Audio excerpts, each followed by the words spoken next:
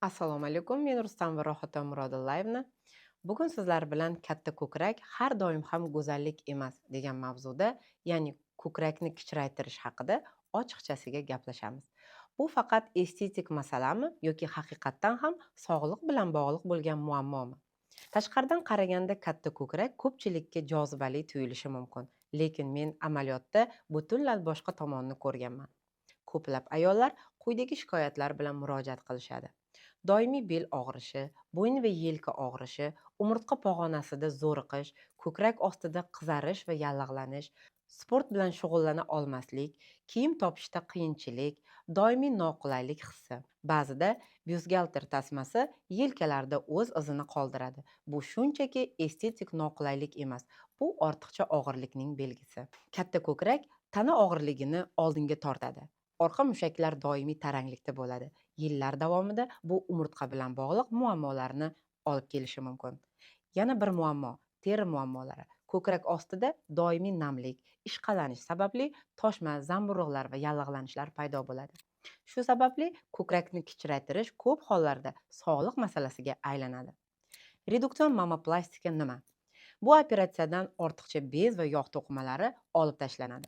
Ko'krak hajmi kamaytiriladi, yengillashadi va shakli qayta modellashtiriladi. Ko'krak uchi anatomik to'g'ri joyga ko'tariladi. Natijada bemorlarda quyidagilar seziladi: bel va bo'yin og'rig'i kamayadi, yelkadagi bosim yengillashadi, harakat erkinlashadi, sport bilan shug'ullanish osonlashadi, o'ziga ishonch ortadi.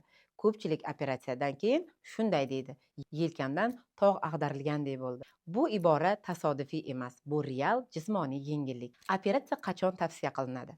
Agar sizda doimiy og'riqlar bo'lsa, hayot sifati pasaygan bo'lsa, teri muammolari takrorlansa, bu holatda reduksion mamoplastika tibbiy ko'rsatma asosida bajarilishi mumkin.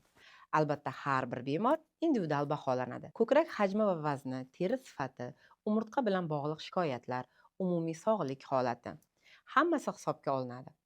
Ba'zi hollarda operatsiya nafaqat estetik, balki aniq tibbiy zarurat bo'ladi. Chandiq masalasi haqida ham aytib o'taman. Har qanday jarrohlikda kesma bo'ladi, lekin zamonaviy texnikalar yordamida chandiqlar maksimal estetik joylashtiriladi. Vaqt o'tishi bilan ular sezilarli darajada bilinmaydigan bo'lib qoladi. Reabilitatsiya davrida maxsus kompression kiyim kiyiladi. Bir necha hafta jismoniy yuklamalar cheklanadi. To'liq natija bir necha oy ichida shakllanadi. Eng muhimi, bu operatsiya tanani muvozanatga keltiradi. Maqsad shunchaki kichraytirish emas, balki sog'lom va proporsional shakl yaratish. Agar siz bel og'rig'idan va bo'yin og'rig'idan charchagan bo'lsangiz, katta ko'krak sababli noqulaylik his qilayotgan bo'lsangiz yoki hayot sifatini pasayotganini sezgan bo'lsangiz, albatta konsultatsiyamga keling. Avvalo to'liq tekshiruvlardan o'tkazamiz, sizni holatingizni baholaymiz, operatsiya kerakmi yoki boshqa usul bilan hal qilish mumkinmi? Barchasini ochiqcha tushuntiramiz.